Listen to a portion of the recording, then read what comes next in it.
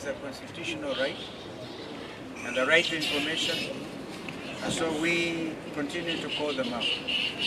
Therefore, we call on Kenyans to give information and to know that Justin Muturi and his commission and his commissioners, fellow commissioners, will soon be announcing where to be found so that people can go out there and begin to give real evidence so that we will then take a position with regard even to private prosecution of those who are found culpable.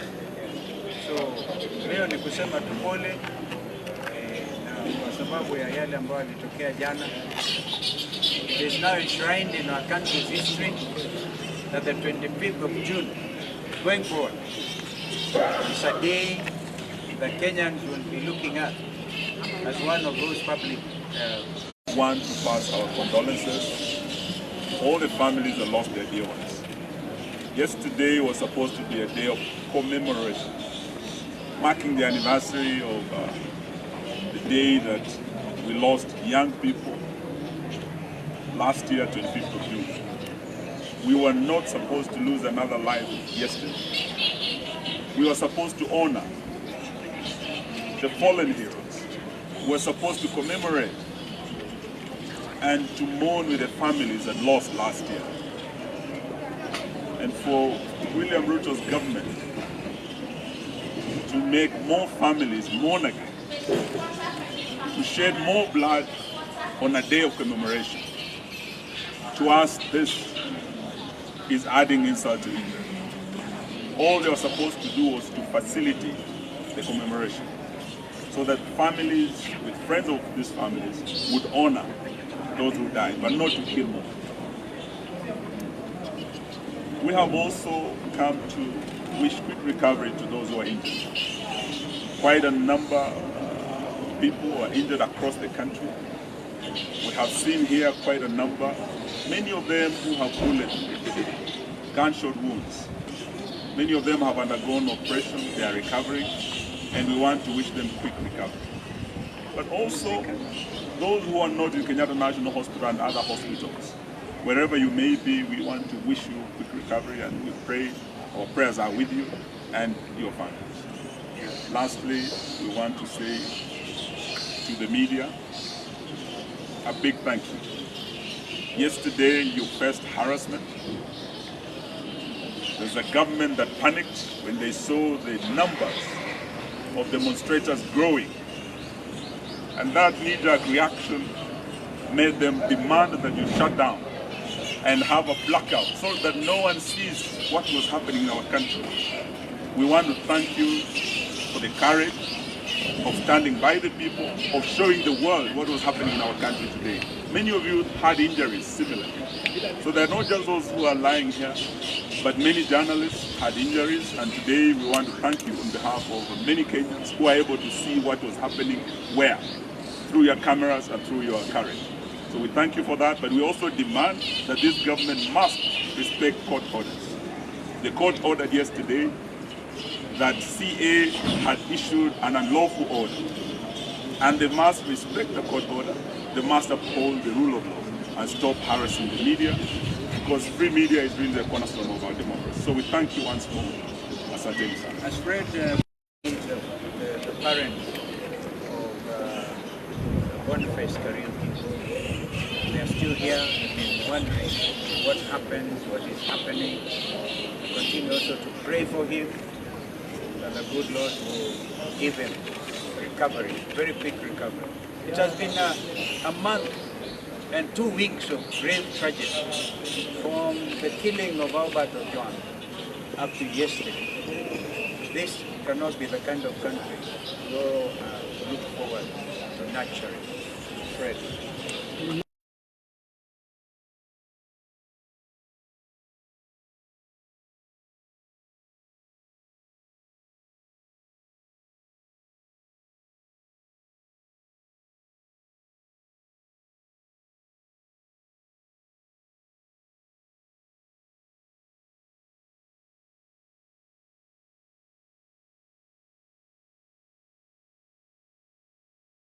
I'd like to confine myself to answering the question, how can we avoid a recurrence of this? Because this has become our story now. How can we avoid this story again from recurring? Because you see, 62 years after independence, we should not live like this. You know, where, I mean, you would rather do other things in your life than spend time on this. Therefore, as we condole with the families that lost their loved ones, and as we congratulate our young people for expressing themselves and coming out to ask questions about their lives and their future, it is very necessary that as a country we ask the question, how can we avoid this? The only way of doing this is being true to ourselves and being true to our responsibilities and to our mandates and doing the right thing for our country. In fact, I have asked my colleagues in the opposition, and I want to say it here today, that we shouldn't confine the information that is coming and the investigations to 2023, 2024, and 2025. Let's go back and have an open public inquest on everything that has happened before, because sometimes things happen, and when it's an opportune time, public inquest, so that everybody, because all of us, the Honorable Wamalwa and myself have served before on the National Security Council, we need to go before a magistrate or a judge in an open public inquest and put the facts we have there and put the information we have, and other role players also put the information they have. Because if we want to move forward, I don't think we have a future in this country without truthfulness and without focusing on what we need to do for our people. Because this cutting of corners, sometimes when something happens, we always enjoy politics, we blame others and so on and so forth. And then tomorrow we behave as if nothing happened.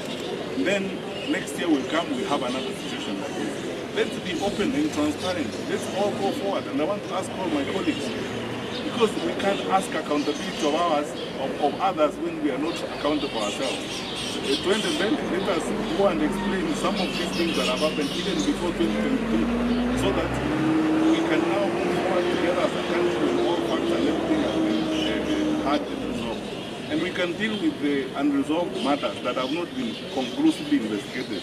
Whether we start with Musani, we come to Jakujuma, we come to Keneni, we come to Rivayala and everything else. Let these things be investigated by an open public inquest, so that this is all the Mbele, we explain and face the public on these issues. Because some of these issues are raised, and we keep this merry-go-round, where we are always telling stories only when they are connected. We cannot have government by blocking. Let's focus on the issues that we need to deal with. Let us address the lives of our people, and this issue should be investigated. When this matter happened on the 25th of June last year, we ought to have had an open public inquest into this. It will have given the GenZ an opportunity to express themselves. We should have answered the question that time, how did we get here? Parliament is 2 kilometers from State House. For the first time since 1962, Parliament was overrun. What happened? How did we get here? Who knew what? And why didn't we prevent it? Why were we so insensitive to the point that citizens had to get to that particular point and things had to go south in the manner in which they did?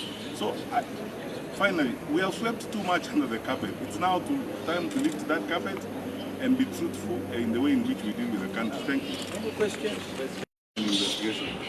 When we had ugly incidents, some of them are in court. I don't want to talk about them because they are subject to court matters. When things happened in Kisumu, on the Pipendo, Kionjokoma brothers and so on, admission on the part of government, on those of us who are all players in government, admitting that a mistake has happened, that's where we start. And then asking the organs and the institutions that are judged with that responsibility to deliver on their mandate, so that investigations are done without blocking them, and so that those who actually are involved and who are culpable are prosecuted. That is what His Excellency the Vice President has spoken to this afternoon. We are asking for actually not the police officers. What do our police officers think about some of these things? And then there are so many stories around this that ought to be addressed in a straightforward manner, in my view. Let us not sweep things under the carpet. And so the difference is admission on our part. Where there was a mistake, we admitted there's a mistake here, and we sorted it out. Investigations were going on. And by the way, Some of these files are open, and even if there's got additional information on these files, it's your duty as a citizen to give the information to the authorities, and prosecution commences. None of us, even the 3 of us who are here or the 4 of us who are here, none of us is above the law. I've never lived above the law even for 1 minute in my life. So the most important thing is get facts, not to play politics with security matters, so that when it's convenient, you can say this. When it's not convenient, you say the other. Let's go on and deal with these issues. If there are matters that have not been resolved, if there are issues that have not been done, let them be investigated. And that's what I'm calling for public input. Maybe afraid that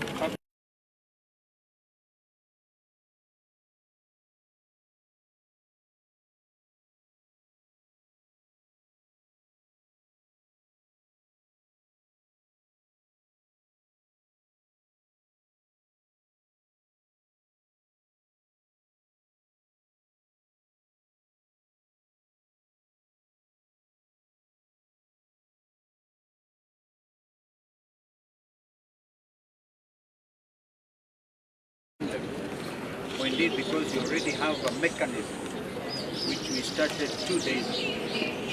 And by the way, it is not lost on us that criminals may have taken advantage of the commitment of the GenZ and may have gone on rampage, destroying public property, the machete wielding, the room wielding gangsters.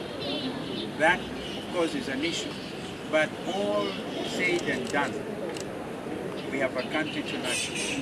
And we have to bring out, as Fred is saying, this truth out there. So again, I will repeat our call. Justin Muturi and team will be waiting to receive as much information as possible. We are not going to wait for the other side, the government that feels so comfortable, as Fred is saying, running the country through blogging. All right? That they do not seem to care. It's very clear. As a lawyer, I can tell you that facts speak for themselves. We saw what happened when the Albert Ojwang demonstrations were happening. Even the goons themselves came out confessing. So please don't drag the opposition into things that are as plain as daylight. We know it. They will of course try and attempt to do this and the other. But even lying or insinuation require a little bit of intelligence. These things are very good. So we know where. And actually, even lying requires a bit of common sense. Yes. Because the question is this. Ask yourself this, and then by the way, you shouldn't make excuses about public responsibilities. Yeah. So if the opposition are organizing these things and causing this, unangoja filimbi ya nani kukamata hao watu wa opposition? Kamata wote. Yeah. If you have facts about it, you are saying so and so is funding this, so and so is funding. Why are you telling us a story? It is a statecraft 101. Yeah. Government officials, whether they're cabinet ministers or anybody, should never, ever make allegations. Why? Because they have the instruments of power, they can act. So they make allegations and tell you Wananchi to do what? Because you cannot arrest those people. Instead of telling us it's so and so is doing this, tell us, arrest them and take them to court and produce the evidence that you have so that these people face the law. So let's not make excuses. That's why I keep saying for us. I mean, I personally will not budge high or bend from responsibility on matters such as this. So where there are facts, let's go the direction investigations will check out. But you can't wake up every morning and say it's John who did this, it's Mary who did this, and you are the one who has powers to arrest that John and Mary. Why can't they arrest them? That we have state-sponsored groups. When President William Ruto toured Nairobi, I think he was here for 1 week. All the leaders saw the goons that came out, that were financed by both the president's team and the governor's team. 1 week, everywhere they went, we saw what the goons did. Many of them were seen being paid, lining up. And these are state-sponsored that you know where the money is coming. And the payers are not opposition. So, I think this one thing we want to tell President William Ruto. One of them was very far away. Yeah, we want to tell him that, you know, when you introduce the politics of goodness, it's like riding the back of a tiger. No one is in control of those goons. This is where Haiti has reached, because there was a failed regime that allowed goons to take over. So Bwana William Ruto cannot send our police officers over 12,000 kilometers away in Haiti to deal with goons. Then at home, he is sponsoring goons with his government. So we want to call him out on that. And we must say this must stop now. We need to nip this in the bud, otherwise we are going to lose our country. Thank you.